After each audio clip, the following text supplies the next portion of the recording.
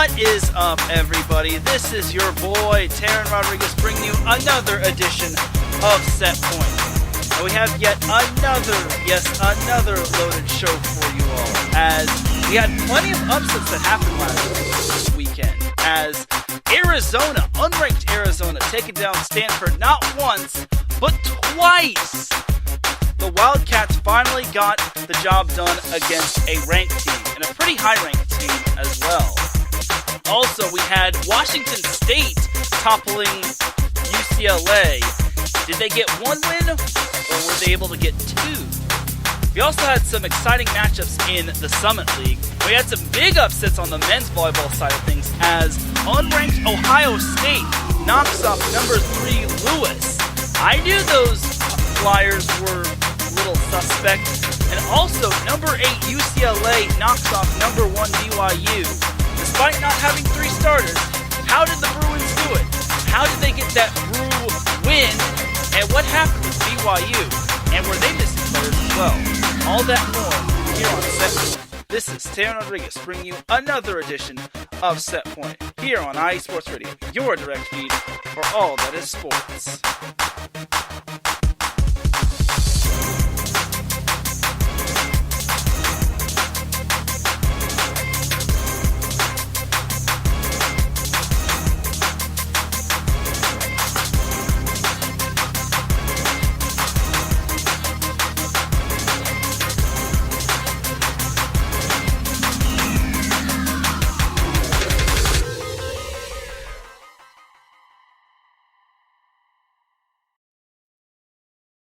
And welcome one, welcome all to another edition of Set Point. Happy Tuesday to you all. Hope you're all having a great Tuesday. Just want to send my thoughts and prayers to the city of Buffalo that had some senseless tragedies that happened earlier today. Hope you all are doing well. I also want to give some condolences to the city of Kansas City, who lost Marty Schottenheimer, the longtime Kansas City Chiefs coach, and also the longtime then San Diego Chargers coach, just a pioneer in the NFL. I also want to give my condolences to the city of Kansas City on them losing Therese Paylor, who just recently passed away today, which is very heartbreaking. And I just want to give everyone my little condolences on, if you're ever going through a tough time, just know that I'm praying for you. Just know that I'm thinking of you, and just know that if you ever need someone in your corner, and if you have no one to console you, then I'm your guy, and I will definitely pray for you and hope that everything is going well for you all. So just gotta get that little thing out of the way there, as we have ourselves yet another jam-packed show, and it's gonna be a fun time. So without any further delay, let's get on into the recap of last week's volleyball matchups. But first of all, we gotta make note of our sponsors. So our first sponsor for IE Sports Radio is Legacy Financial. 2020 was a tough year, and it looks like 2021 might be going down that same path. However, staying positive, keeping your faith, and continuing to work hard is the goal. If you're ever in a financial struggle at the moment, or you're looking to get to the next level, you can give Andrew and Io a call. Also, if you're looking for a new opportunity to work for yourself and earn more money, give Io a call at 510-928-2104. Once again, that's 510-928-2104 to book your appointment today. Io and her amazing husband, Andrew, are just two people on a mission to help families build a legacy, because everyone needs to have a legacy in their life. You can follow them on social media at legacy_uncut. You can follow them on Instagram at sims_uncut. IE Sports Radio's second sponsor is Mom is Always Right Media. Are you overwhelmed with schoolwork? Those essays keeping you up at night? Don't lose sleep. Pick up the phone. Mom is Always Right Writing Agency will give you quality essays as they always make their deadline. Sleep soundly knowing that they are on the job. For more information, call 626-653-3649. Once again, that number for Mom is Always Right Media is 626-653-3649. Definitely check out their podcasts as well, as one of their podcasts is It Goes Down in the PM. make sure you check out the new episode of It Goes Down to the PM, brought to you by Mama's Always Right Media. Their second podcast is Coffee After Dark. Don't miss the next chapter of your favorite love story. Check out the Season 2 exclusives of Coffee After Dark, brought to you by Mama's Always Right Media, where they will help you grow your business from start to finish. And the last sponsor for IE Sports Radio is the Sports Rundown. Are you a sports fan but have too much going on in your life these days to keep up with the 24/7 sports news cycle? Or maybe you are new to sports and want to understand the nuances better. If so, then the Sports Rundown is for you. They are a new podcast that gives you basic, professional, and collegiate sports news, stats, tidbits, and fun facts by the time you get to work, start your second cup of coffee, or finish walking the dog. Enough information to make you highly intelligent in terms of sports while talking about current sporting events, and they will also teach you some fun things along the way, such as mascots, uniforms, history, feel-good stories, and sports rules. They'll even cover the Premier League, and I'm willing to bet they'll even cover volleyball. New episodes drop Monday and Friday mornings, so come give them a listen. And you can follow IE Sports Radio on Twitter, at IE Sports Radio. You can also follow them on Instagram, at IE Sports Radio. And then also by going on to Facebook and going to the search bar, just type in IE, then the word, then the space, then sports, then another space, then the word radio, then hit enter, and if you see a black background with the white letters of IE Sports Radio, your direct feed for all of the sports, that's us. We're also on Facebook too, and we're also on other platforms such as YouTube, Spotify, Apple Podcasts, you name it. Alright, now let's get on into the volleyball action. But first, yes, another thing I gotta pop up at you is that there's actually some news regarding the NCAA Women's Volleyball Championships, as well as some of the other NCAA championships as well, as this was actually announced about, I think it was last week. It was like 5 days ago. 5 or 6 days ago, as I'm just gonna pull it up, that the sites for all of the NCAA Division I Women's Volleyball Championships will be held in Omaha, Nebraska from April 13th through 24th. So that's some pretty cool news right there. I'm excited for that, and I hope everyone else is as well. And I think Omaha is a good place to hold the NCAA Division I Women's Volleyball Championships. And on that note, it's actually time to go to our first little noteworthy matchup last year, and that actually is in Omaha, Nebraska, as Omaha took on Kansas City in some Summit League action. So Kansas City, for everyone that needs to know, Kansas City is a new team in the Summit League, as they came from the Western Athletic Conference, which is Larry B's neck of the woods. Speaking of Larry B, I gotta give you a shout out in the chat room. Thank you for tuning in, buddy. I really appreciate it. Okay, so Kansas City is a new Summit League team that came from the Western Athletic Conference, and they actually were 2-0 going into this match. And Omaha split their first two Summit League games as they lost to Denver the first match, and then they beat Denver the second time, which is cool.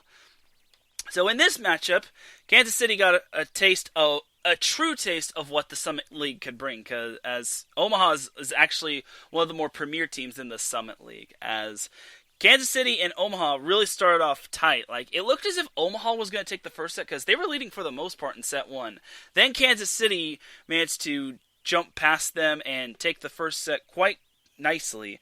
There were even 12 ties and 6 lead changes, which is quite impressive. So Kansas City took the first set 25-23. The second set, same thing. It was tight earlier on, and then Kansas City started to rip off consecutive points, and it eventually took the second set 25-20. Now, I also got to make note that this game was actually an earlier start time, as Omaha and Kansas City agreed to start earlier because they wanted the Kansas City women's volleyball team to tune into the Super Bowl because their beloved Kansas City Chiefs played in said Super Bowl, which is cool, and that's really nice of Omaha to do that. That's a really good little gesture for them, just so they're not selfish.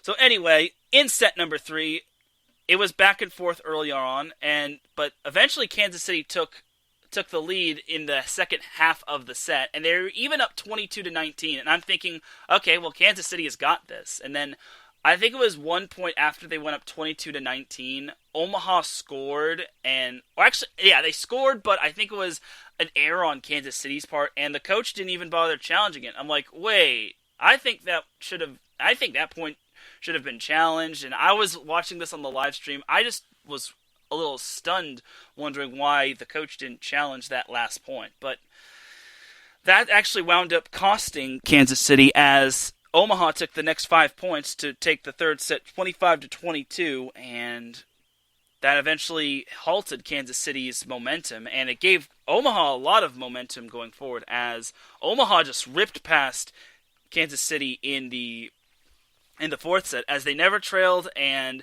they took the fourth set 25-14. I knew Omaha was back ever since they won that third set, because Omaha was not going to get swept on their home floor. Like, if you're a home team, you just cannot allow that to happen, especially against a team that you probably should beat. So, big ups to Omaha for battling back and tying the match at 2-2. I knew they weren't going to go down without a fight. So set 5 was also pretty tight, as Kansas City took an early lead, and they're actually up 8-5, I want to say, in set number 5. And they eventually went up 12-8, and I'm thinking, okay, Kansas City's got this. We could all go home.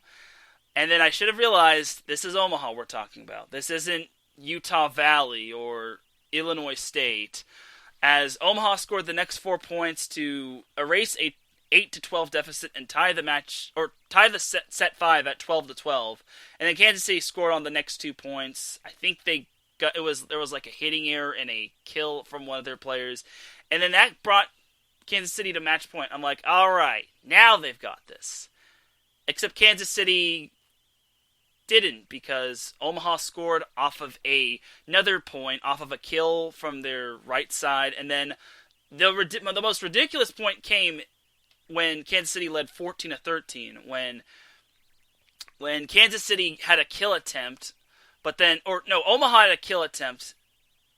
It was Kansas City that had a kill attempt. It was dug up by one of the Omaha players, and that ball was pretty much going to go to, I think it was going to the middle blocker and was going to the outside hitter or setter, and it looked like there was going to be a joust at the net, and then it actually went over the block of the middle blocker from Kansas City, and it actually landed inbounds on the Kansas City sideline. On the Kansas City side, I'm like, oh my god, there's no way. And I'm like, is that going to be what changes the game? And sure enough, it was, as Omaha scored off of a service ace, and then Omaha clinched the match off of a block, which was very obvious. Kansas City doesn't have a whole lot of tall players, and Omaha won set 5 and completed the reverse sweep, winning 3-2 in the match and winning 16-5 or 16-14 in set number 5, which was very impressive. So I'm just going to skim through the box scores really quickly.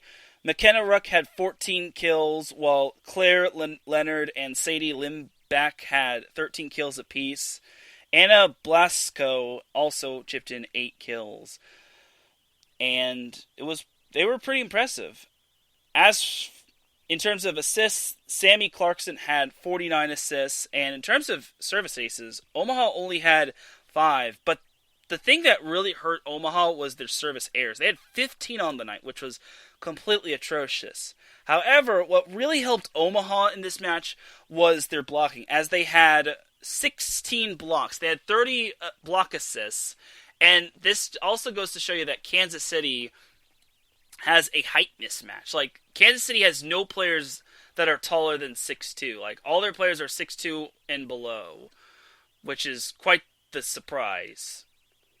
Ouch. And in terms of digs, Omaha was digging all over the place, as McKenna Mountjoy had 27 digs. They also got 12 digs from McKenna Ruck. They got 11 digs apiece from Claire Leonard and Sammy Clarkson. And they had, altogether, they had 77 digs. And as a team, Omaha hit only 130 or 183. So that was Omaha's stats. Kansas City stats consisted of Melanie Brecka having 11 kills, but she had 15 hitting errors for a hitting percentage of minus 83, which is very bad. Very bad. Again, it's you also have to tip your hat to the Omaha block, but a lot of the kill attempts that Kansas City had made were very obvious. Like most of those kill attempts were Omaha could read from a mile away. So again, that just goes to show you the height mismatch that both Kansas City and Omaha have, and yeah. Odyssey Warren also had 10 kills, but she also had 9 hitting errors as well. I'm probably going to butcher her name. Dejanae, I'm just going to call her DJ. DJ Arnold had 9 kills, while Alex Ratzlaff and Ashia Dorsey each had 8 kills apiece. In terms of assists, Ali Shomers had 43 assists. In terms of aces, Kansas City had 6 aces, while 2 of them came from Ratzlaff and 2 of them came from Kennedy Schrittenthal. In terms of blocks, Kansas City didn't have too many blocks, as they only had 6 blocks on the night, which that's nowhere near comparable to Omaha's 16. Defensively, Kansas City had 70 digs, as Maddie Wren had 22 digs. Alex Ratzlaff chipped in 14 digs. Ali Shomers and Melanie Brecka each had 9 digs. And this was the stat that really hurt Kansas City. Their hitting percentage. They only hit 74, which is below 1%. They had 37 hitting errors. Again, that's definitely due to the fact that Omaha had 16 blocks, but that's not how you win games. Especially when you're giving up so many easy points to the other team. Like, their serve receive looked so god awful, and Omaha didn't even have too many service aces, but they just could not pass the ball all that well. And when you and in the sport of volleyball, you need to pass and serve the ball well, otherwise you're gonna get demolished. So that was an impressive win for Omaha. I even said on the set point account that Omaha displayed probably the most grit I've seen since Pitt versus Notre Dame in the first matchup between one another. So there's that. So the second matchup between Kansas City and Omaha was also a thriller, as Kansas City got the early jump on the Mavericks, as the Roos took the first set 25-14. They had little to no difficulty in that first set. The second set was pretty tight, except Omaha actually grabbed a lead in the second half of the second set. But Kansas City made the score close, but in the end, Omaha took set 2, 25-23. Third set, it was tight in the first half of the third set, as Kansas City only led 15-14, and then Kansas City started to pull away as they outscored the Mavericks 10-4, as the Roos took set 3, 25-18.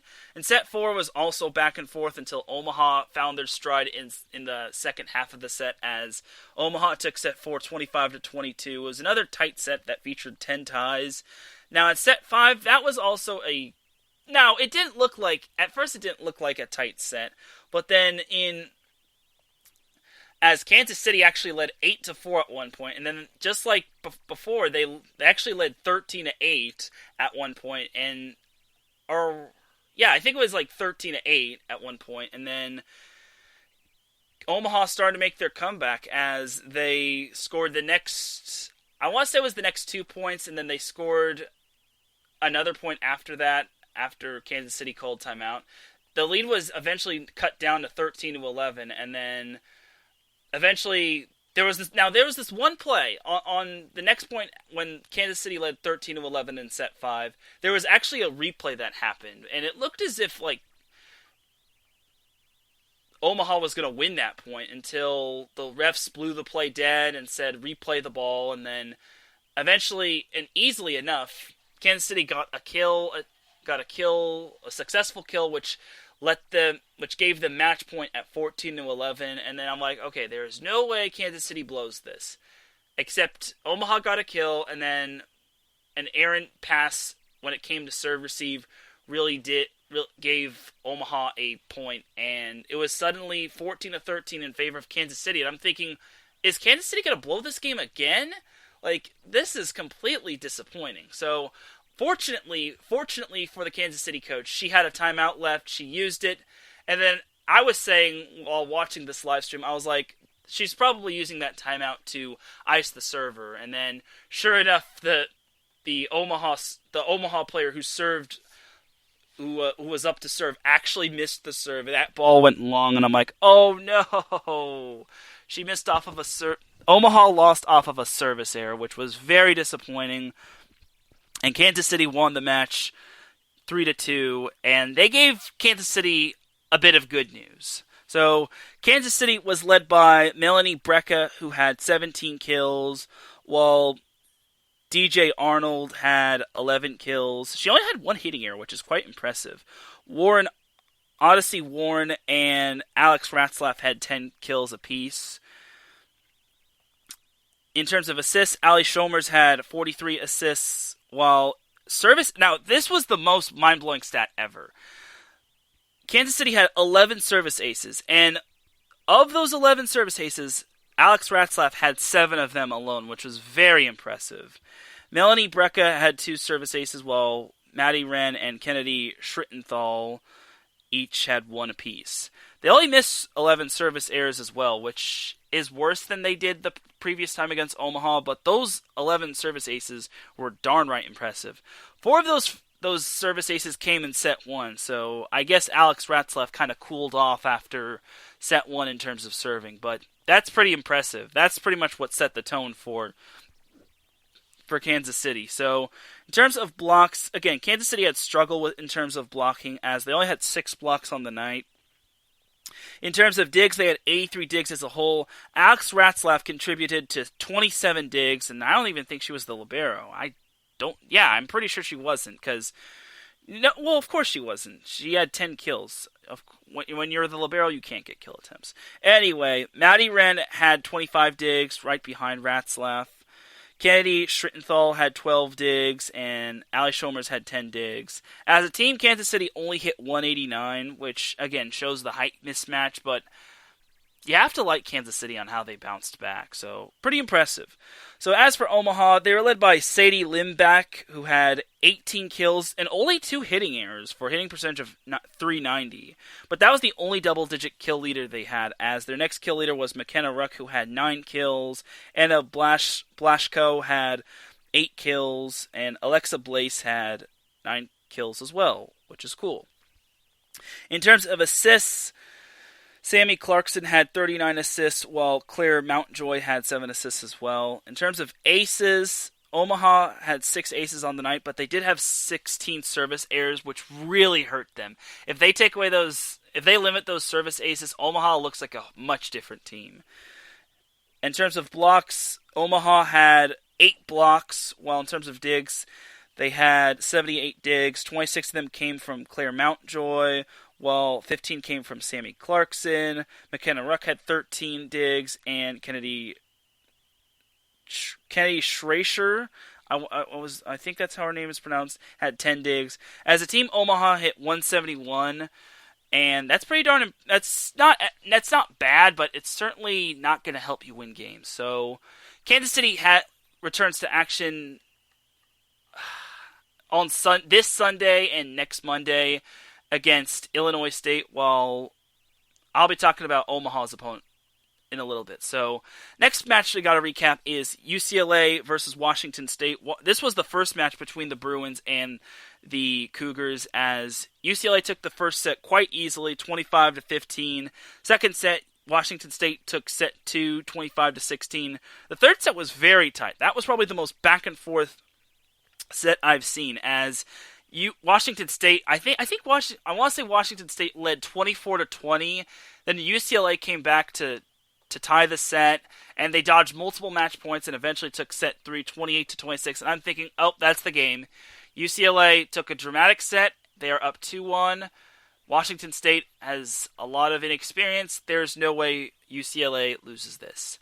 Wrong. Washington State dominated set 4. They took the fourth set, winning 25-15 against UCLA. Then in set 5, Washington State jumped out early and often, as I don't think they even trailed in set number 5. If anything, they only trailed by a minimal amount, as Washington State took set 5 15-9, and that was the match against UCLA. I was very impressed with how Washington State pulled out that victory, because Washington State has one of the more younger rosters in the Pac-12. I don't remember how many seniors they have, but I think they only have like 1 or 2 seniors, so that's pretty impressive that Washington State pulled out that victory. So Washington State had 5 players in double digits in terms of kills, as they were led by Pia Timmer, who had 15 kills, while Lexus Lusby had 14 kills, only 1 hitting error for a hitting percentage of .542. Impressive. Also, they got kills, double-digit kills from Kalia Williams, Magda Jahalrova, and Juliana Dalton, who each had 10 kills. Magda had 1 hitting error for a hitting percentage of .643, which is really cool. Hannah Polkis had 48 assists, while in terms of the serve category, Washington State had only 5 service aces, but they had 15 service errors, which is quite odd that Washington State literally lost. So, gotta say hello to my boy Marcus Losgreat. Thank you for joining me. Just talking some UCLA Washington State women's volleyball, as Washington State pulled out the victory against UCLA. In terms of blocks, Washington State had 10 blocks, which is quite cool. And then in terms of digs, Washington State only had 47 digs, and 11 of them came from Penny Tusa as well as Pia Timmer. But that was it. Their third highest dig leader was Hannah Pukis, who had 8 digs. And in terms of hitting percentage, this was what really impressed me about Washington State. Washington State hit a whopping .336 in the match. Now, granted, that was because of set 2 and set 4, where they hit 500 and 625, and then they hit 476 in set 5, and they actually did pretty good in set 3 as well, as they hit 294. So good stuff by Washington State. As for UCLA, who lost to Washington State, they were led by Mac May, who had 16 kills. She did have 9 hitting errors, which was kind of a turnoff in terms of the Bruins. Allison Jacobs also had 13 kills. She only had 3 hitting errors, which is way better than 9 hitting errors in my opinion. So good stuff for Allison Jacobs. That was about it in terms of the kill leaders, as their next kill leader was Iman Endai, who had 9 kills and 1 hitting error. Nice little hitting percentage of 500, though. In terms of assists, UCLA ran their 6-2 offense, as Kate Lane had 26 assists, while Devin Cheng had 15 assists. UCLA had 8 service errors, as 3 of them came from Mac May, and 5 different players had 1 ace for UCLA. In terms of blocks, UCLA had 8 blocks overall, while they had 54 digs, with 13 of them coming from Zoe Fleck, 11 of them coming from Kate Lane and Allison Jacobs, and 8 came from Mac May. As for hitting percentage overall, UCLA hit .226, but it was not enough because Washington State got the win, and that was that. However, UCLA did win the second matchup. Washington State did not pull off the double upset. Washington State, unfortunately, still has some things to work out, but Washington State's actually doing really good in terms of this season. I thought Washington State was going to be a lot worse, but the Cougars are pretty good. Continuing on with the Pac-12, this was the biggest upset of last week, as Arizona knocked off number 7 Stanford not once, but twice, my dudes and dudettes.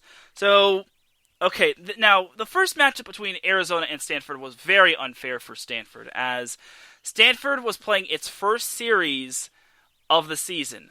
However, I didn't expect Arizona to just stomp on them, as Arizona took the first set 25-17, they took the second set 25-16, and then they took the third set 25-14, and I basically just skimmed through those because Arizona just straight up dominated. There was no stopping Arizona, which Arizona's not even that good, and they really just took it to Stanford. Again, that was because Stanford was playing their first match and series of the season because their first 4 games got canceled because of the whole Santa Clara guidelines, but Stanford really licked off. Another thing to note is that Stanford did not have the services of Megan McClure, and I did hear that she was going through COVID-19 protocols. I think they were without Holly Campbell as well. They were without Holly Campbell. They were just off, though. They had a bunch of sophomores and freshmen playing tonight, which is very, very not good for them. Like, that's not going to help. That's not going to get the job done. No offense to those sophomores and juniors, or sophomores and freshmen, and then I guess a couple juniors, but that is really not the recipe for success. So, as for Arizona, they were led by Sofia Maldonado, who had 11 kills. She was the only double-digit kill leader for Arizona, as the second kill leader was Jalen Hodge, who had 8 kills, while Paige Whipple had 7 kills. In terms of assists, Emery Herman had 24 assists. In terms of aces, now this is where Arizona really dominated. Arizona had 8 service aces, and then they only had 2 service errors. Again, that is probably because Stanford was very rusty. It really showed in this match, but only having 2 service errors and having 8 aces is very impressive. In terms of digs, they had 38 on the night, 11 which came from Camille Hiapo, and Sofia Maldonado had 9 digs, which is cool. Arizona also had 6 blocks overall, and they only hit 274, which is right around the good range. If they had hit 300, then I would have understood why they dominated. But looking at Stanford stats, Stanford had the most atrocious night ever. Stanford was led by Kendall Kipp, who had 11 kills, while Katie Baird had 8. I believe Katie Baird is a redshirt freshman, if I'm not mistaken. If not, she's a sophomore. She was on last year's team, but she hardly saw any playing time last year. In terms of assists, replacing Jenna Gray, who graduated from last year, was Selena Zhu, who had 20 assists. In terms of service aces, Stanford only had 3 on the night, as Zhu had 2 and Malia Tafuga had 1 service ace. They missed 7 serves, which didn't really help them overall. In terms of digs, Stanford had 29 digs. They were led in that department by Katie Baird and Natalie Birdie, who each had 7 digs. Zhu had 6 digs, and Elena Olgalive had 5 digs. In terms of blocks, Stanford only had 4 blocks overall. There were no solo stuffs. And as a team, here we go. This was the straw that broke the camel's back. Stanford hit a whopping 57. You're not going to win games if you're hitting 57. Now, granted, again, that number would have been definitely higher had Stanford had Megan McClure, and if their team wasn't so rusty. Like, I didn't think Stanford was going to be bad, but I didn't think they were going to be this bad. And nothing against them, mind you, but they looked very rusty. Like, the rust was definitely for real, and I kind of have to cut them a break here, because their first 4 matchups were canceled, and they won't be able to get them back, and they did lose a lot of players to graduation, such as Madeline Gates, Catherine Plummer, Jenna Gray, Morgan Hentz, Audrina Fitzmaurice, and not having your senior outside hitter doesn't help matters. Now for the second matchup between Stanford and Arizona. Now this one was a little bit more different. So the first set was pretty tight, and Stanford definitely had their chances to take set 1, but Arizona took set 1, 27-25. The second set, Arizona took set 2, 25-17, and was looking like it was going to be a sweep. However, Stanford stayed alive, taking set 3, 25-21, but that was pretty much it, as Arizona just took the fourth set, 25-13. And Larry says Arizona came to play. I agree. And something else you have to factor in is that this was Arizona's 3rd straight opponent they've played this series. The first opponent they played was Utah, where Utah tore them apart. The second opponent was against Washington, where Washington won the first match with ease. And then the second match, Arizona took Washington to 5 sets, but they couldn't win that match. And then the third time was the charm, as Arizona took down number 7 Stanford. Again, you also have to factor in that this was Stanford's first two matchups of the season, and we can't overly fault them because they also were missing a bunch of players. So again, you have to factor that in too. But you have to really applaud the efforts from Arizona because they were a heavy underdog this series, and they had nothing left to lose. And Arizona did come to play, as Larry said. So as for the stats, Arizona was led by Sofia Maldonado, who had 15 kills. She did have 9 hitting errors, which was kind of a turnoff. But Ziona Fellows stepped in and had 10 kills, 0 hitting errors, and on 13 swings for a hitting percentage of .769, which is very impressive. When you're hitting those numbers, those are Madden numbers. In terms of assists, Emery Herman had 34 assists, while in terms of serves, Arizona did not have only 2 service errors. They had 7 service errors, but they also had 7 service aces, 2 of which came from Kale Malina Ua, who had 2 service aces, Dilara Gedikoglu, I probably butchered that name, had 2 service aces, and then 3 different players had 3 service aces. In terms of digs, they had 66 digs, with 17 coming from Camille Hiapo. Emery Herman had 15, and Paige Whipple had 10 digs. And then Sofia Maldonado had 9 digs as well. In terms of blocks, Arizona had 8.5 blocks, which is quite impressive, and Arizona hit 232. Not as high as the first matchup, but it was still pretty impressive. So as for Stanford, they were led by Kendall Kipp, who had 18 kills. She did have 9 hitting errors, which kind of makes me concerned, but it is what it is. Katie Baird had 9 kills, but she had 10 hitting errors. And Annabelle Smith, the freshman outside hitter, had 8 kills, 1 hitting error. Pretty impressive stuff from her. As for assists, they were led by Selena Zhu, who had 39 assists. She also had 3 kills to go along with it, which is also nice. Now, this is the stat that really killed Stanford in a whole lot, as they did have 7 service aces, 3 of which came from Malia Tafuga and Katie Baird, and then that 1 other service ace came from Kendall Kipp. But they also missed 16 serves. You cannot win matches if you miss 16 serves. That's a big fat no-no, especially if you're a team that's super rusty like Stanford. So they got to clean up those service errors. And then they also had 67 digs, as 4 players were in double digits in terms of digs, as Alina Ogalive had 21 digs, Katie Baird had 12 digs, Selena Zhu had 12 digs, and Natalie Birdie had 10 digs. And then Kendall Kipp also chipped in 8 digs.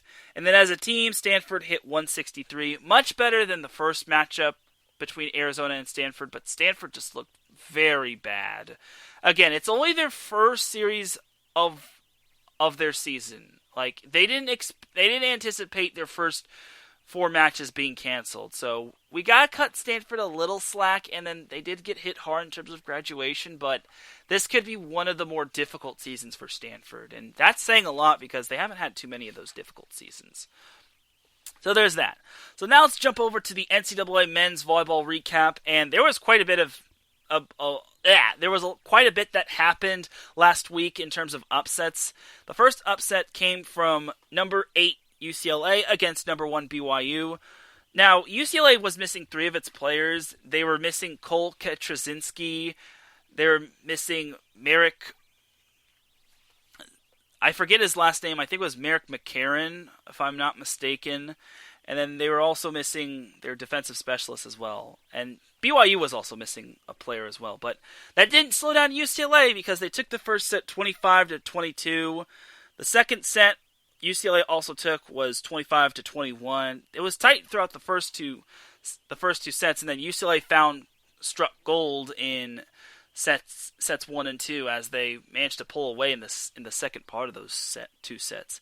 Then the third set, BYU actually decided to come play as they won the third set 25-15, and then the fourth set, UCLA. It took UCLA a while to put away BYU, but they won the fourth set 25-21 and the match over number 1 BYU, which is absolutely impressive. Again, this was BYU's first match of the season, but this was UCLA's second match. We're not going to make too many excuses for BYU. They have most of their players returned. Anyway, So UCLA was led by Ethan Champlin, who stepped in for Cole Ketrzynski, who had 11 kills, while Kyle Vom Steeg also stepped up and had 9 kills. Austin Matautia had 8 kills as well, and Sam Coburn had 28 assists, while in terms of serves, this was a mind-blowing stat. UCLA only had 2 service aces coming from Coburn and Champlin, but they missed 25 serves. Now, I know on the men's volleyball side of things there will be more missed serves because most of the players love to jump serve, but that's mind-blowing. 25 missed serves, and they actually won that match? Sheesh. In terms of blocks, UCLA had 8.5 blocks, while in terms of digs, they had 30 digs, which was led by Ethan Champlin, who had 9 digs. Sam Coburn had 7 digs, and those were the notable dig leaders. UCLA hit 237 in the match, which wasn't bad, considering BYU does have tall players, but I digress. So, as for BYU, they were led by the reigning AVCA Player of the Year, Gabby Garcia Fernandez, who had 16 kills. However, he did have 13 hitting errors for a hitting percentage of 75. That is not going to get the job done. The reigning AVCA Player of the Year cannot have a hitting percentage of 75, and he cannot have 13 hitting errors. That will not get the job done against UCLA. It just won't. Like, you can't have those numbers, man. I'm sorry. Better yet, BYU has to have other players step up because he was their only double-digit kill leader, as Felipe De Brito Ferreira had 9 kills, 1 hitting error for a hitting percentage of 571. Impressive. And Zach Eschenberg had 6 kills, 2 hitting errors for a hitting percentage of 294. In terms of assists, Zio Meyer had 32 assists. I believe he's a freshman, and he really, according to the announcers, he really struggled, but he's only a freshman. We can't bag on him too hard. So that's some good stuff by him, though. In terms of serves, BYU had 7 service aces, 3 of which came from Mickey Johaunian, while David Gardini had 2 service aces as well. In terms of blocks, BYU had 8.5 blocks, while in terms of digs, they had 31 digs, 8 of which came from Garcia Fernandez and Gardini. And as a team, BYU hit only 168 because that's how good BYU was not. They were not good. They were pretty bad. I was kind of disappointed, but again, this is BYU's first match. It's still early in the season, so we can't bag on them too hard, especially when BYU just stomped on UCLA the second go-around. And I'm not going to go over that match because it wasn't overly noteworthy. So now let's go to our last noteworthy recap of last week, as unranked Ohio State took down number 3 Lewis in 4 sets. Ohio State did take the first set 27-25, and that's what really set the bar for that match. The fact that Ohio State had to grind it out in that first set really was impressive. And then the second set was very one-sided, as Ohio State, it took a while for Ohio State to pull away, but they just dominated that second set as they won the second set 25-16, and there were only 2 ties and 1 lead change. So that was very impressive, and I was thinking, is this going to be another one of those possible upsets for Lewis? Not really, because Lewis took the third set 25-22. Ohio State did hang around for the most part, but Lewis did pull away when it truly mattered. And then the fourth set was also tight, as both teams were neck and neck, but Ohio State found their opening in the latter part of set number 4. Lewis did all that they could to try to catch up to them. They even caught up to them at 24-23 until Ohio State closed the door on Lewis and pulled off the upset, which was very awesome. Also got to make note of Andrew Hagenbaugh's show, The State of Ohio Sports, and he briefly talked about that upset, which was very impressive on Ohio State's part. I think that is the best win in Coach Kevin Birch's tenure, and you really got to tip your hat to Ohio State. Meanwhile, on Lewis's part, I knew Lewis was very suspect. Like, Lewis had such a bad game against New Jersey Institute of Technology. I don't think Lewis is a number 3 team. Matter of fact, I don't even think Lewis is a top 5 team. And if so, they are the worst top 5 team I've ever seen. You compare them to BYU, Hawaii, Long Beach State, UC Santa Barbara, and heck, even UCLA or Pepperdine. Lewis is not a top 5 team. Not by any means. But that's for another day. As for Ohio State stats, they were led by Jacob Pasteur, who had 20 kills. He had a hitting percentage of .268 despite 9 hitting errors. They also got kill contributions from Jack Stevens and Martin Lalmand, who had 8 kills apiece. In terms of assists, they were led by Michael Wright, who had 39 assists. In terms of aces, this was kind of a mind-blowing stat. Ohio State had 11 service aces. They had 5 from Lalmand, which was quite impressive. They did miss 19 serves, but that's kind of natural for men's volleyball.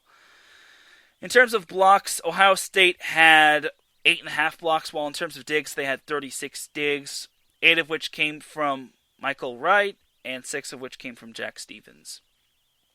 As a team, Ohio State hit .221, which is, it's not that great, but it was good enough to help get the win. Now for Lewis's stats. Lewis was led by Ryan Conan, who had 20 kills. He did have 10 hitting errors, which was a very, very big turnoff on his part. Matter of fact, Ryan Conan had half of Lewis's hitting errors. So while those 20 kills do look appealing, those 10 hitting errors just rub you the wrong way. Tyler Mitchum had 12 kills with 0 hitting errors for a hitting percentage of .600 after he took 20 swings.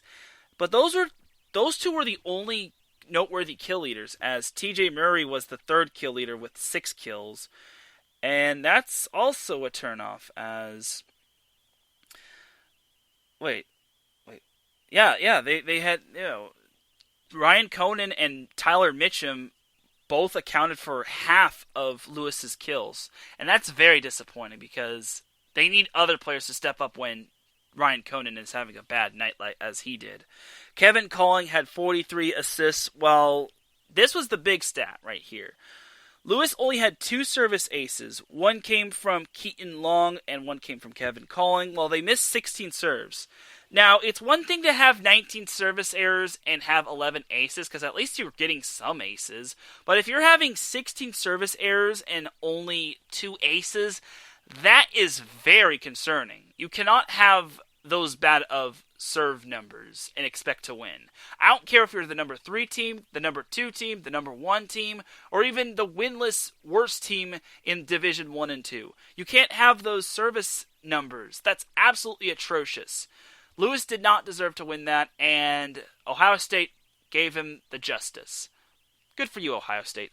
Back to Lewis's stats. What Lewis lacked in terms of serves, they made up for in blocks, as they had 17 blocks on the night. They basically doubled Ohio State's block total. And in terms of digs, they had 33 digs, 7 of which came from Ryan Conan, and 3 other players had 5 digs for Lewis. As a team, Lewis hit .225, which kind of makes me wonder, how the heck did this team lose when they out-hit Ohio State? But in set 3, this was probably the biggest thing that stuck out. Lewis had hit 0 for that set. They had a hitting percentage of 0. They had 7 kills and 7 hitting errors. Losing that first set really took the win out of Lewis's sails. So there's that as well. So that's going to be it for the recaps of the noteworthy men's volleyball and women's volleyball matchups. Let's go over before we head to break, let's go over the top 25. Oh, I'm sorry. I accidentally hit my mic, which turned it off. So before we go to break, let's go over the top 25 let's go over the top 25 women's volleyball coaches poll. So 25 to 21, 25 is Marquette, 24 is Michigan, 23 is Western Kentucky, 22 is Washington State, and 21 is Creighton. 20 through 16, 20 is San Diego, 19 is Pitt, 18 is UCLA, Georgia Tech is 17, and Missouri is 16. 15 through 11, 15 is Stanford, biggest drop of the week, yikes. 14 is Louisville, 13 is Notre Dame, 12 is BYU, Purdue is 11.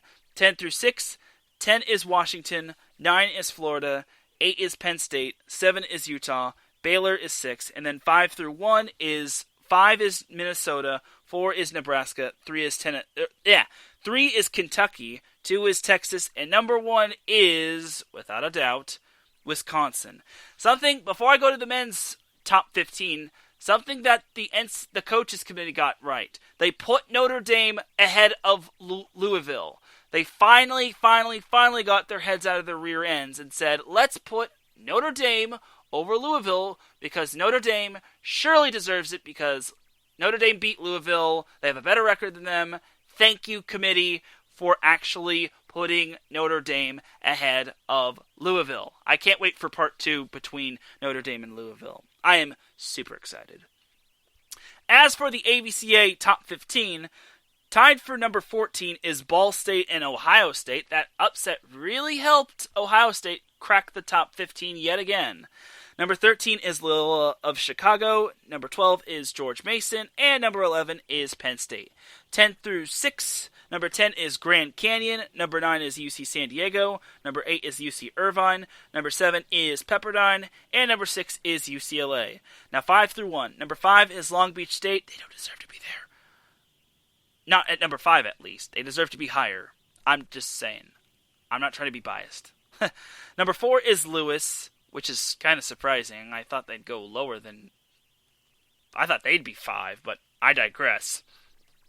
Number 4 is Lewis. Number 3 is UC Santa Barbara. Number 2 is Hawaii. And your still number 1 team, despite losing to UCLA, is BYU. So, yeah. Unfortunately, since Hawaii has not played any matches and BYU still beat UCLA quite nicely, they're still number 1. Can't complain. They're not going to put Hawaii at number 1, considering Hawaii has not played a match. Soon, though. Soon, Hawaii will be playing, as well as Long Beach State and UC Santa Barbara.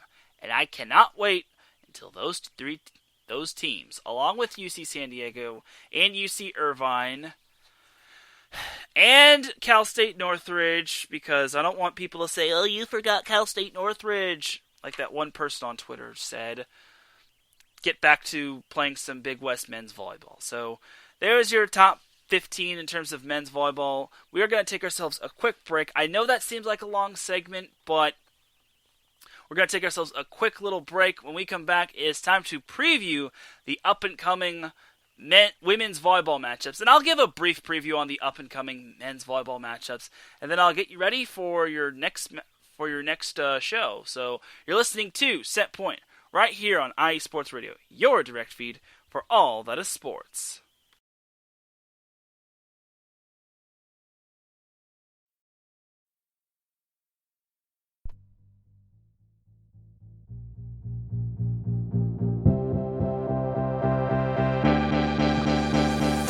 Hey guys, it's Blake Henley, better known as H-Town Blake to some of you. Happy to announce that Bases Loaded is back in full force.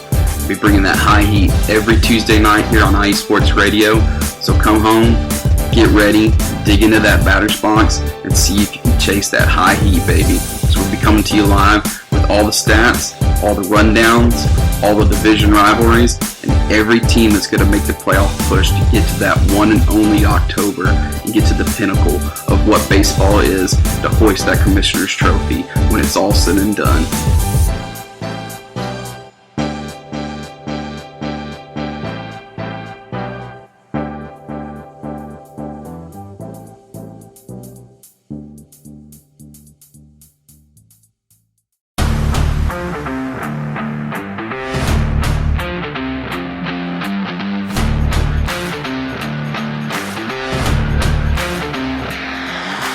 What's good, fight fans? It's your boy, Marcus Los Great, here to give you what you want, here to give you what you need.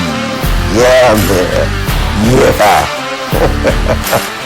I'm coming to you live, straight from your mama's basement with a crispy, awesome white tea. We are coming to you live every Tuesday at 10 p.m. Eastern Standard Time. Powered by IE Sports Radio, your direct feed for all that is sports.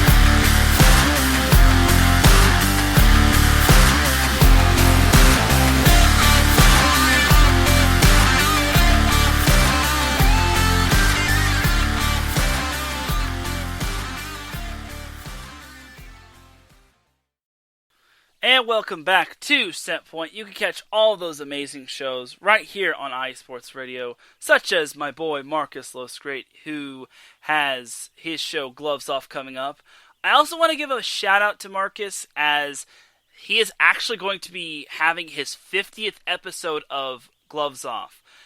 I don't know if he thinks of 50th episodes as a huge deal, but I definitely want to say it is a huge deal, because it's halfway through the century mark, and he's been with us for over a year, and he's done a lot for us, and I really do appreciate him tuning in whenever he can. He was also there for my 50th episode. He got to hear both of my guests and hear my story of how Set Point came to be, and I really do appreciate him. So if you're still listening, Marcus, I greatly appreciate all your support of Set Point, and I'm very happy for you that you've reached 50 episodes of Gloves Off. And y'all better tune in, because he actually comes on in almost an hour, so definitely tune in. He comes on at 7 p.m. Pacific Time, 7 p.m. Pacific Time, 10 p.m. Eastern Standard Time, and I really dig his intro. So, and Marcus says salute on that note. Hey, salute to you, brother. Like, I definitely appreciate you, and 50 episodes, that is quite the accomplishment, and we're glad to have you. And he does a great job with his show. I'm not lying. I'm not fibbing or anything. He really does a great job with his show. So definitely tune in. Alright, so now let's get into the second part of this show. Let us preview the upcoming NCAA noteworthy women's volleyball matchups. Now, there are a couple. Now, I'm just going to preview the women's matchups, just because the men's are still in progress. Like, some of these teams are like still in their early stages. Like, the noteworthy matchup for this week in terms of NCAA men's volleyball is BYU against Pepperdine, and that's going to be a great matchup just because it's an MPSF matchup, and both of their teams have only played 2 matches. Pepperdine didn't have any games last week, and they've only played Concordia of Irvine, in which they handled them quite nicely. BYU played 2 matches already, and they wound up splitting their matchups against UCLA. So this could be there could be a possibility that Pepperdine could beat BYU, but I don't know. And then for Marcus's sake, Grand Canyon plays USC this week. I'm pretty sure Grand Canyon is going to just stomp on USC. I don't want it to happen, but Grand Canyon is a very good team. USC is still in that rebuilding stage, so unfortunately, I'm pretty much seeing. Actually, no, they don't play. No, they don't play. Actually, Grand Canyon does not play USC this week. They play Concordia. I guess Grand Canyon subbed out their matchups with USC and are going to play Concordia instead. So, cool. Grand Canyon won't be playing USC until March 17th. So, and then they'll also play them April 9th and April 10th. Again, this whole COVID thing has really thrown everything off. This is based like I'll also make note of this matchup from last week. Creighton and Marquette faced one another, and that actually did not count as a Big East game. That actually counts as a non-conference game, because those two are actually going to be playing next week against one another. So Creighton Marquette basically got the appetizers out of the way. Next week is the main course for those two teams. So got to get that out of the way. So now let's preview the NCAA women's volleyball matchups that are noteworthy for this week. So this first matchup is actually an honorary mention. I had a couple honorary mentions last week. And this one actually comes from the Summit League. I actually had a difficult time picking a non-conference matchup that was going to be sneaky good, or I'm sorry, did I say non-conference matchup? A conference matchup that was from a non-Power 5 school, because believe it or not, Creighton, Marquette, San Diego, and BYU are the only non-Power 5 schools that are ranked. Everyone else is ranked that is either in the Pac-12, the ACC, the SEC, the Big 12, and the Big 10. There's only 4 teams that's not from a Power 5 school that's in the top 25. So I kind of had to think a little outside the box here. And it's disappointing because I hate the bias that some of these non-Power 5 schools are having to contend against. But I digress. All right, so as for this first matchup, it basically features another matchup from the Summit League. This time it features South Dakota as they take on Omaha this week. So, as we all know, Omaha split their matchups against Kansas City. Well, South Dakota's actually started their season earlier than all the other Summit League teams, as South Dakota lost to Wichita State in straight sets. They lost to Missouri State in 5 sets. They did beat number 14 Creighton last week, a couple weeks ago. And then they lost to Creighton the second time. And then last week, South Dakota defeated their cross-state rival North Dakota on the road in 3 sets. So South Dakota is slated to be the best team.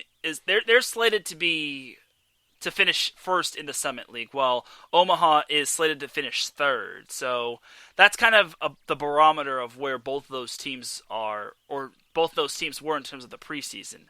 As of right now, Omaha is 2-2, while South Dakota is 2-0 in conference play. Omaha is 2-2 overall and 2-2 in conference play because Omaha only has a conference schedule only. I don't know why, but it must be a Summit League thing. Must be a state thing as well because of COVID and whatnot. Anyway, so South Dakota, who is 3-3 overall, is led by Elizabeth Junke, who has 102 kills. She leads the team in kills, while Sammy Slaughter has 66 kills. Maddie Weidenfield has 41 kills, and Amy Adams has 38 kills. In terms of assists, Madison Juergens has 233 assists, while Lolo Weideman has 29 assists. In terms of aces, they are led by Madison Juergens, who has 10 service aces, while Lolo Weideman and Elizabeth Junke each have 7 aces apiece. In terms of digs, they are led by Lolo Weideman, who has 101 digs, while Elizabeth Junke has 87 digs. Madison Juergens has 75 digs, and Brooklyn Ballweg has 50 digs. In terms of blocking, they are led by Sammy Slaughter, who has 23 blocks. Maddie Weidenfield has 21 blocks, and Madison Harms has 20 blocks overall. This is overall blocks, not just block assists and solo blocks. As a team, South Dakota is hitting 224, while they're holding their opponents to only 169. So that's some good stuff right there. Again, South Dakota does have their lone upset where they beat Creighton. They also could have had 2 upsets had they actually finished Creighton off the second time, and instead they got a dose of their own medicine and they got reverse swept. Gosh dang it, South Dakota. Why you gotta do the Summit League like that? Anyway, so in terms of Omaha's statistics, and I guess I actually made a little mistake. I guess Omaha has played some non-conference games, as Omaha is actually 3-3 overall, and they're 2-2 in conference. either way, what matters most is the conference games. Like, we don't care about the non-conference games, for goodness sake. Anyway, in terms of kills, they are led by Sadie Limbach, who has 77 kills. McKenna Ruck has 70 kills, and Anna, I'm probably going to butcher her last name. Annie Blashko has 50 kills. In terms of assists, they are led by Sammy Clarkson, who has 228 assists. In terms of service aces, which this team struggles, they are led by Claire Mountjoy, who has 7 service aces. Hopefully they step up that service ace game quite nicely. In terms of digs, they are led by Claire Mountjoy, who has 114 digs, while Sammy Clarkson has 64 digs, McKenna Ruck has 58 digs, and Kennedy Schraescher has 49 digs. And in terms of blocks, they are led by Anna Blashko and Riley Marshall, who each have 19 blocks, while Sadie Limbeck has 12 blocks. Something to note is that Omaha doesn't really have the tallest team out there, so they may struggle in the blocking department. They kind of suffer from the same issue that Kansas City has. They kind of lack in height as well. As a team, Omaha hits 159 while holding their opponents to 151, which is actually pretty good. It's not actually bad, if you ask me. So overall, this is kind of that big time matchup in this conference, and to me, I think this one is going to be quite the nice little matchup, and I feel that it's going to be a fight to the finish between these two teams. Like to me, obviously South Dakota is the heavy favorite, but consider this: Omaha is that very scrappy team, and despite all that they faced, they actually have a very promising team. I even said it on Twitter, as if they can clean up their mistakes, like if they can clean up the service errors and all their hitting errors and whatnot, I think this team is pretty good. Is going to be something to watch for in the Summit League. So, looking at South Dakota's roster as a whole, this team, just like before, Kansas City, this team has no player that's taller than 6'2". However, they do have quite the plethora of players that do crack 6'2", as they have 1, 2, 3, 4, 5, 6, 7, 8. They have 9 players that are 6 feet or taller. So, although they're not like Stanford tall, they should probably be like the tallest team in the conference. So that is pretty impressive. So to me, I think this is going to come down to hustle and heart. I think Omaha has both of those traits, but they really got to clean up their service errors. And they also got to clean up their hitting errors as well. They got to hit higher than at least 220. Like, against South Dakota, this is what could decide the Summit League. Because South Dakota did have a bye last week, and they should be fresh, while Omaha is coming off of 2 emotional 5-set matches, both of which they split against. So, to me, I think Omaha takes a match off of South Dakota. I think Omaha can actually take a match off of South Dakota. Will it be easy? Absolutely not. But this is actually going to be one of those revenge matchups for South Dakota, and I think that's going to play a key factor in this matchup. However, I think Omaha can make the adjustments, because if Omaha can come back from a 2-0 deficit and they can make all those amazing comebacks they did against Kansas City, I think Omaha can actually take down South Dakota. Now, you also have to factor in that Omaha beat South Dakota in the Summit League tournament. They beat them in the semifinals, and that was actually quite the big upset. But I'll also say this: South Dakota does look good on paper, but when it comes to rest versus rust, I think Omaha may have the edge in that, considering they did have to hustle a whole lot to beat Kansas City. They had to jump through lots of hoops to even force a fifth set. Like, it was just nuts in both those matchups. Like, both those matchups, they trailed 2-1, and then the fact that they almost came back and won set 5 against Kansas City is very impressive. So I think South Dakota is going to have a tough time against Omaha, but I think South Dakota will at least take one. The two will be splitting their matchups, but I think the Summit League is going to be a fight to the finish. I think the Summit League could boil down to the last couple of weeks, and those last 2 weeks are actually going to be tough for Kansas City, because I hate to bring Kansas City back into this equation, but Kansas City does have a favorable schedule going forward. Until they play South Dakota in the second to last week of the Summit League in terms of the regular season, and then they play Denver in the regular season finale, which that's definitely going to be a matchup worth watching for. It's also going to be a good matchup in terms of, like, maybe Chiefs fans trying to make memes of the city of Denver. Just because the Kansas City Chiefs do get the better of the Denver Broncos more times than not. But this isn't football, this is volleyball.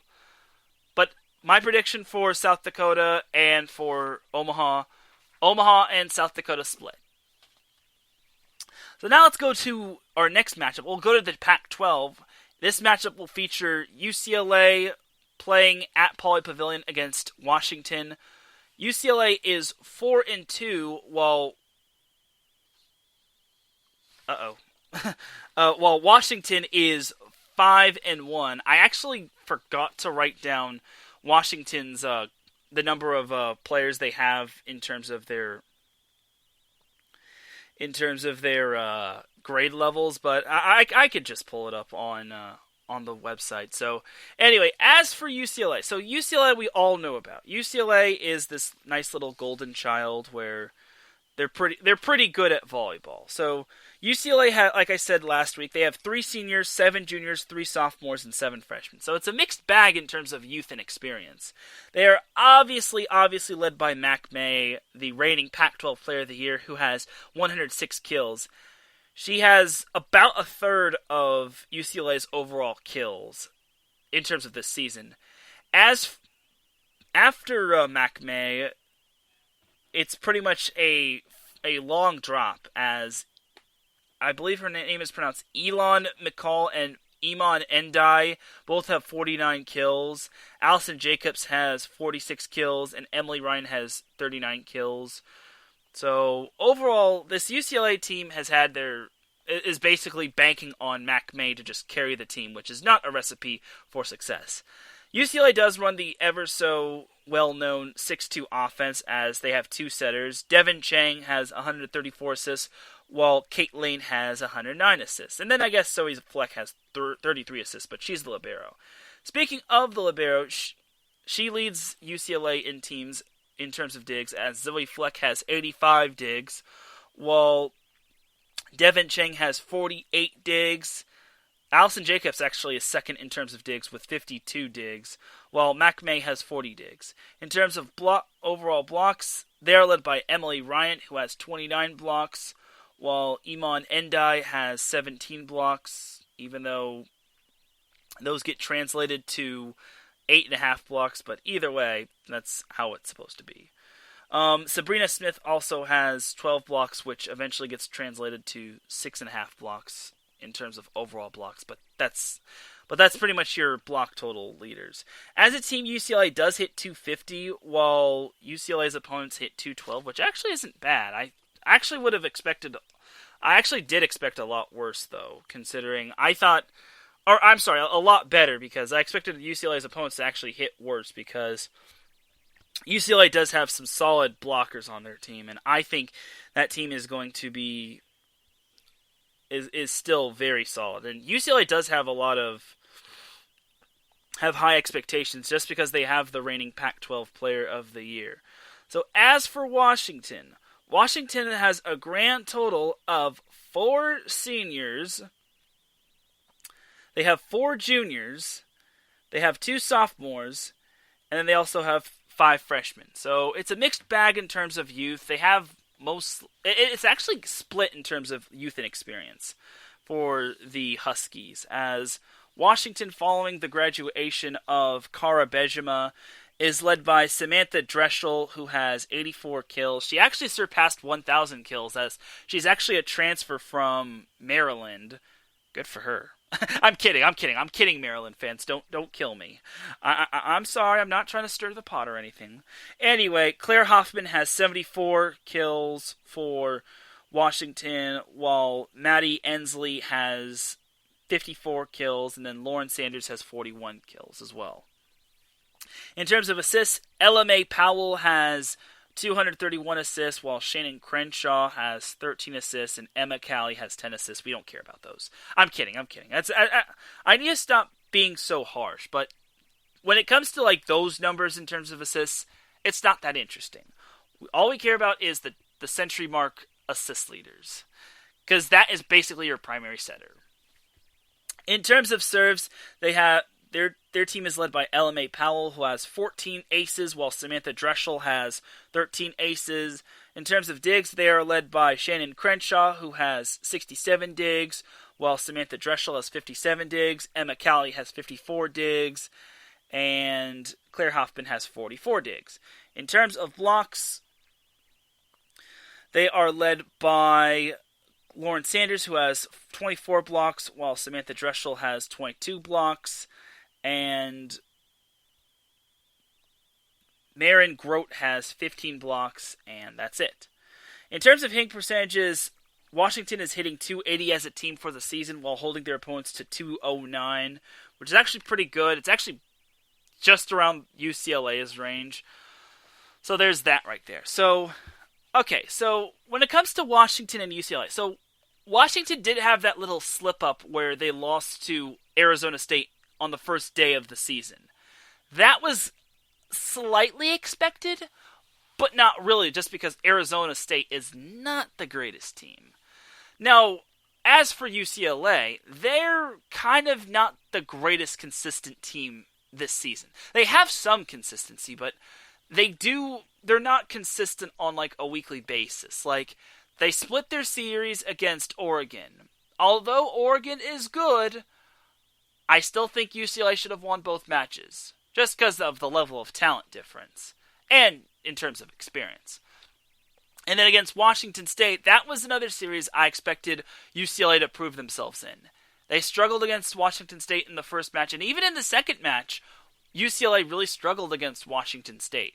So, to me, ever since that loss to Arizona State, Washington has looked very solid to me, and they actually look better than they have been. Sure, they've had a few of their matches. Sure, they haven't faced the best opponents, like they just recently played Arizona and Oregon State, but they did have to go 5 against Arizona, which means there's still some rust.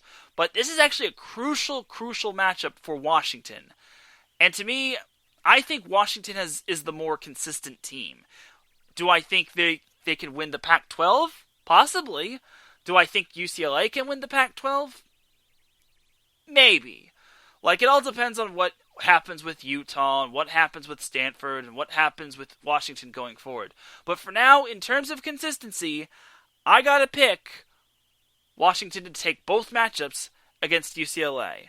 I hate to do this to you, UCLA, and I am a big fan of Mac May when it comes to UCLA, but I just think Washington has everything going for them, and they know ever since that one little blemish against Arizona State, they now can no longer afford any mistakes, because if they lose another match, they'll fall even further behind Utah.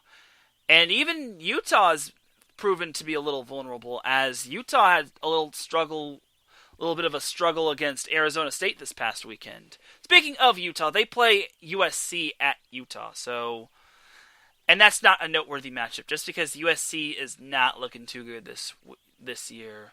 This is probably going to be one of those rebuilding years, and also you got to thank the pandemic because, everything. So that's going to be that for that little matchup. So now let's get into a couple Big Ten matchups. Let's go to the first ranked Big Ten matchup. This is going to feature number 24 Michigan going up against Purdue. So here's the thing about Michigan. Michigan has not played a match this season. Michigan had that little COVID outbreak within their program, and that pretty much I think it was in their whole athletics program. They had that COVID outbreak regardless, and that actually halted their season, their first 4 matchups. I think it was actually 6, to be honest, but I think it was like their first 4 matchups, and they have yet to play a match. And luckily, they're starting to actually get their matches together. They're starting to reschedule everything. But Michigan is going to have a real tough time against Purdue. So, for those of you that don't remember the first time I talked about Michigan, they have 0 seniors on this year's team. They had 1 player opt out, which was Kiara Shannon, but they do have 5 juniors, 5 sophomores, and 5 freshmen. In other words, this year's Michigan team has a bright future. They're kind of like Penn State, except they have 0 seniors. So Michigan's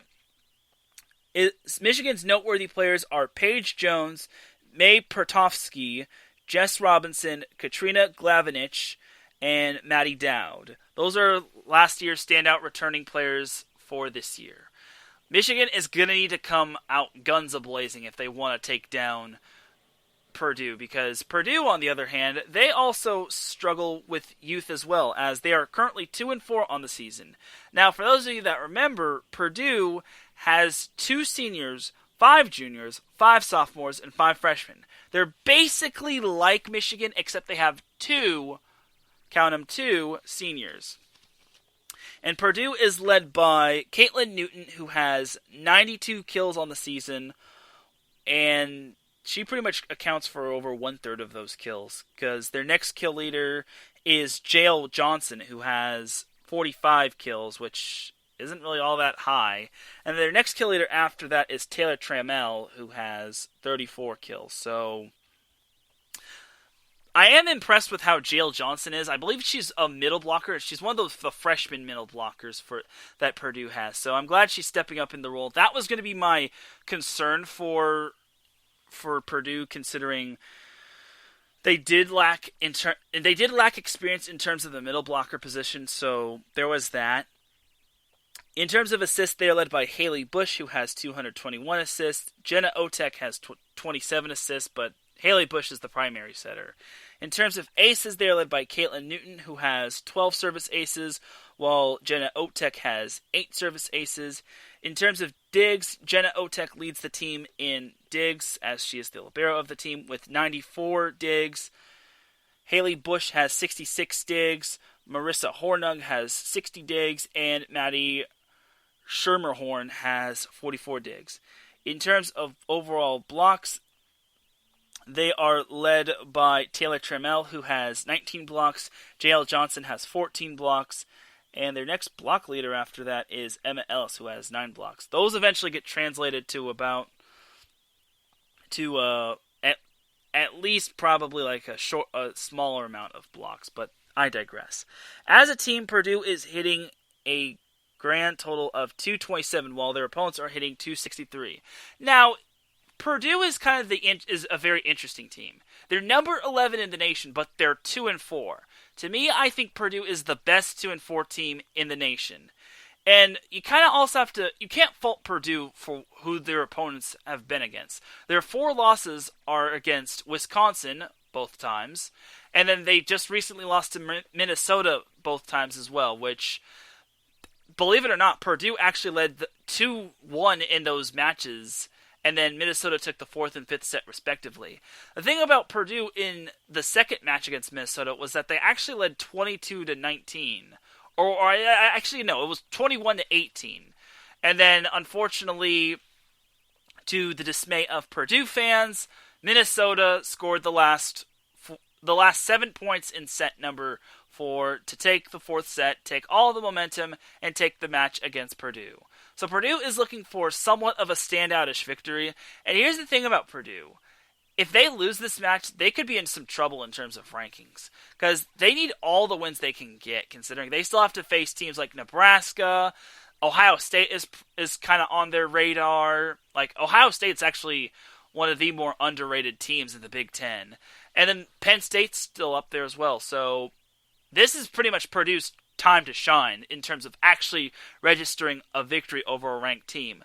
Again, Michigan has not played a match this year, so the rust factor could factor into them as it did with Stanford. But I'm almost 100% certain Purdue is just going to make mincemeat of Michigan. Yes, Purdue and Michigan have the same amount of underclassmen, but in terms of experience, and firepower, Purdue definitely has those categories on lock. So, again, it's nothing against Purdue or anything. Nothing against Michigan. I want Michigan to do well. The problem is the NCAA tournament field is only 48 teams as opposed to 64, which means not the entire Big Ten Conference noteworthy teams will be getting in. Like, same can go with the Pac-12 and the Big 12 and the SEC and the ACC. Like, this is kind of the bad thing about not being a Power 5 conference, because your non-Power 5 conference will only take about 1 or 2 teams. Maybe 3 if you're lucky, but like I said, there are only 4 ranked non-Power 5 teams. San Diego, BYU, Creighton, and Marquette. So there's pretty much that. And that's going to do it for the Purdue and Michigan matchup. My prediction is that Purdue takes both matches. That's an obvious prediction. I'm sorry to all the Michigan fans. Don't give me a bunch of clown emojis, but it's the truth. Michigan cannot hold a candle to Purdue, especially when they haven't even played any matches this year. So, anyway, our last noteworthy matchup will also be in the Big Ten. This time it's going to be number 9 Penn State against number 5 Minnesota, and this match will be played. I believe it's going to be played at, if I'm not mistaken, it's going to be played at Rec Hall. Let me just check that really quick. It's going to be played at Minnesota. I'm sorry, y'all. So, yeah, Penn State, Minnesota is going to be played at Minneapolis, Minnesota, and whatnot. So, yeah. So, here's the thing about Penn State. Penn State just recently started their season.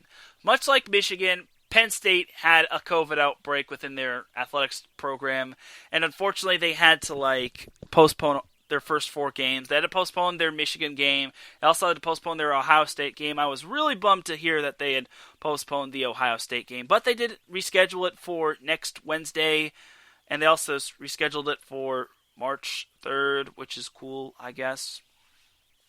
So Penn State has just started their season, and here's the thing about Penn State. They have 0 seniors. Well, they theoretically have 1 senior. That is a graduate transfer, Hannah Flowers, who had 383 kills with Memphis. She hit 330, and she had 71 digs last year. So Hannah Flowers is going to give them the experience that they need. In terms of their juniors, they have a lot of talented juniors, such as Johnny Parker, Gabby Blossom, Jenna Hampton, Serena Gray, and Caitlin Horde as well. In terms of their stats last week, they are led by Kate Annie Fitzpatrick, who had 30 kills in the combined matchups against Illinois from last week. They also have, as their kill leader, Johnny Parker and Anastasia Kudryashova, I hope I pronounced that right, who each had 22 kills, while Caitlin Horde has 21 kills. In terms of assists, Emily Other has 82 assists, as I don't know what happened with Gabby Blossom, but hopefully she didn't opt out. If she did, then I wish her the best, and hopefully nothing is wrong with her. But the fact that they have Emily Other as their setter, who is basically taking over that role, kind of makes me wonder what's going on. Matter of fact, I'm actually going to look up where what grade Emily is. So Emily Orther is a sophomore setter, so she knows the system well. But Gabby Blossom is basically would be their veteran. Would basically be their veteran in terms of setting the ball, being the setter and whatnot.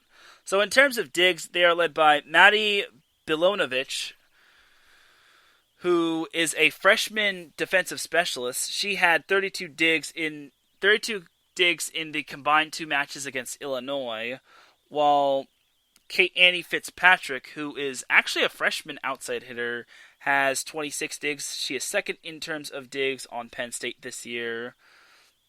Emily Orther has 20 digs, while Johnny Parker has 16 digs. And God bless Johnny Parker. She has to wear a mask while also putting in her hearing aids because Johnny Parker is deaf. And the fact that she has to do all those things could be an issue for her, but God bless her. She's doing all those things and still playing for Penn State, and I gotta give her a salute. So there's that about Penn State. So now for Minnesota. So first and foremost, I actually want to thank Minnesota for actually updating their stats, their PDF in terms of stats, because last week I couldn't find their PDF for the love of me, and I kind of had to skim through their statistics. But luckily they updated their stats. There was a link to where their overall statistics were. I was happy face, and I don't have to go on a rant about Minnesota not having their updated statistics. And I won't have to say the nerve of you. So, there's that. Yay!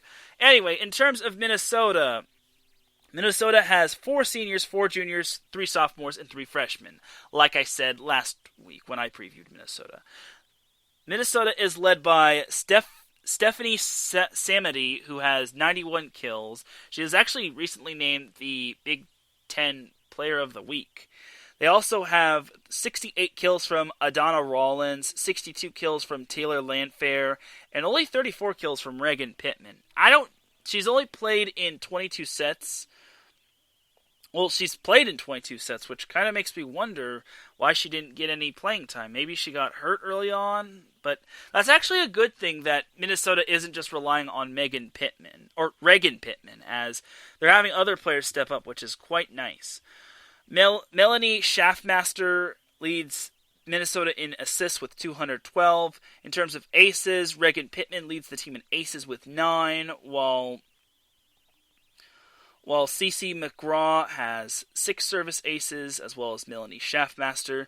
In terms of digs, they are led by Adana Rollins, who has 83 digs, while CeCe McGraw has 65 digs, Stephanie Samity has 63 digs, and Melanie Schaffmaster has 58 digs.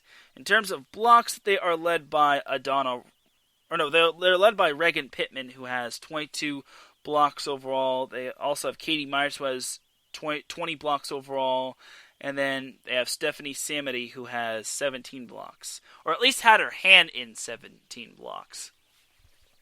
In terms of hitting percentage overall, Minnesota is hitting .280 for the season, while they're holding their opponents to 185, which is quite impressive. As for Penn State, they are hitting .294 on the season while holding their opponents to 194, though they've only played 2 matches, both of which were against Illinois. So here's the thing about Minnesota. Last week I said Minnesota does not have a standout win. They're going to get exposed up against Purdue. I am officially eating those words, and boy, do those words taste yummy. Those 2 wins over Purdue really showed how much grit Minnesota has and how they're still one of the top teams in the Big Ten, and how they're still one of the favorites to win the Big Ten. They're not as near of a favorite as Wisconsin is, but I think Minnesota does have what it takes to hang with some of the big teams in the Big Ten. Now, Penn State, on the other hand, is quite the interesting subject. They did have a little bit of a struggle against Illinois, but that also tells you that Illinois has actually improved for the most part, as Illinois is indeed they're not the best team, but they're not the worst team. They even took a set off of number 1 Wisconsin. Quite impressive. So, but you also have to know that Penn State is still a little rusty. Penn State just played their first 2 matches last week. So you kind of have to forgive Penn State for looking very rusty against Illinois. Well, I wouldn't say very rusty, but there was a bunch of rust on them. I wouldn't say they were very rusty. There was just a bunch of rust. I digress. But Penn State did struggle a little bit against Illinois, and this is going to be Penn State's true test. And this is also going to test Penn State, considering they have a lot of underclassmen. They don't have one senior other than their little graduate transfer that came in for Penn State. So there's that right there. Overall, this is going to be the first true challenge for Penn State. Like, Hannah Flowers is going to need to step up. Joni Parker is going to need to step up. They're also going to have all their underclassmen step up. But if they do, they can indeed win at Minnesota. It's going to be tough, though, just because Minnesota has now proven they can hang with the big teams in the Big Ten. Here's the thing about Penn State, though. They have the best coach in the Big Ten being Russ Rose, who I believe he just surpassed...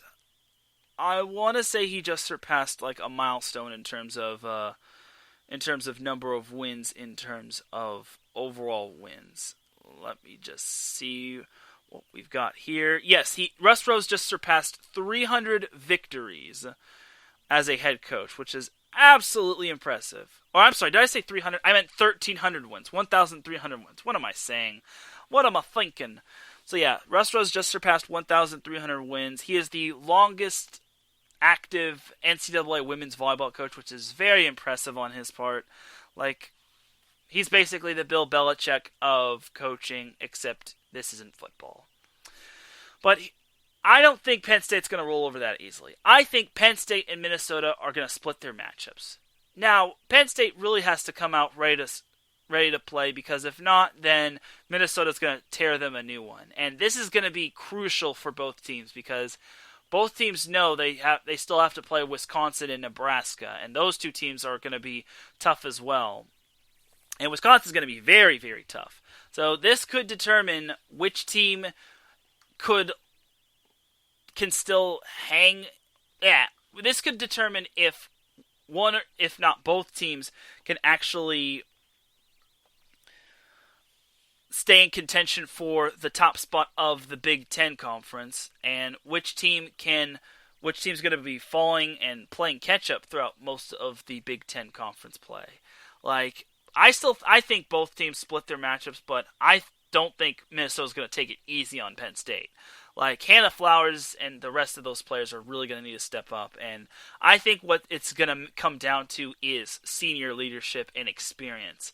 But I think Penn State has the experience in terms of coaching. So I think Russ Rose is going to come out with a good game plan in one of the matchups, and then Penn State's going to pull through. So there's that. So those are the two matchups, or those are all the previews I have for this week in terms of the NCAA women's volleyball season. Or I'm sorry, for this week in terms of NCAA women's volleyball. Again, I was going to preview BYU and Pepperdine, but those two teams are still in their early rebuilding stages. Or, I'm sorry, they're still in the early stages of their season. And to me, I think it's not really fair to, like, preview two teams that have only played 2 matches with one another. So I won't preview. I'll just say this. It's going to be a great matchup between BYU and Pepperdine. I hope both those matchups go 5 sets. And I just hope we don't get like an easy sweep. I just hope we don't get a one-sided sweep. It would be cool to see Pepperdine take the next big step and take down BYU, but I don't know. I don't know if it can happen. We shall see, though. We shall see, and it's possible. I think Pepperdine does have a lot of talent on their team. One of their standout players already is Bryce Dvorak, a freshman setter, who has taken the setter position and ran with it.